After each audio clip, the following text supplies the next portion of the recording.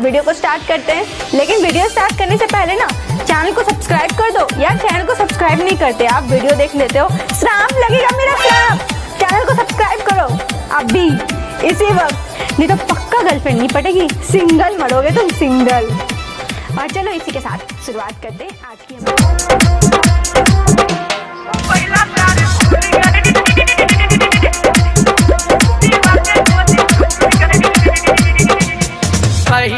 पहला प्यार भइल जब करत रहनी पढ़ाई। कक्षा 5 में नयन लड़ल एगो लड़की गई मन भाई। भुला के हमके चल गईले ओहू बना के हमके दीवाना।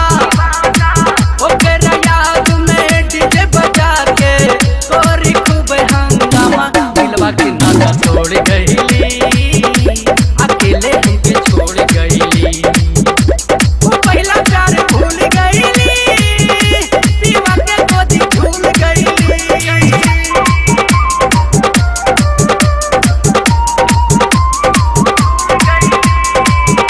मिस्टर लाला यादव।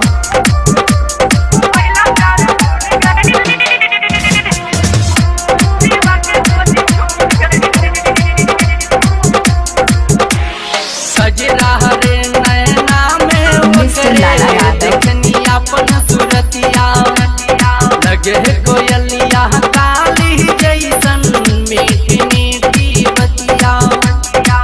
ओकरा प्यार के पावे खातिर हो गईनी बेगाना।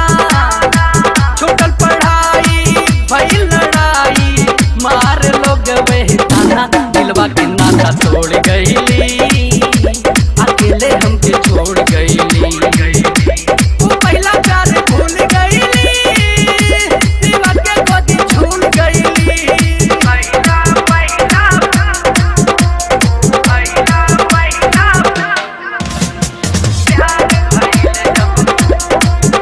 मिस्टर लाला यादव। जाए करे जहाँ लूटा लहरिया, सैया के संग ओढ़ चदरिया।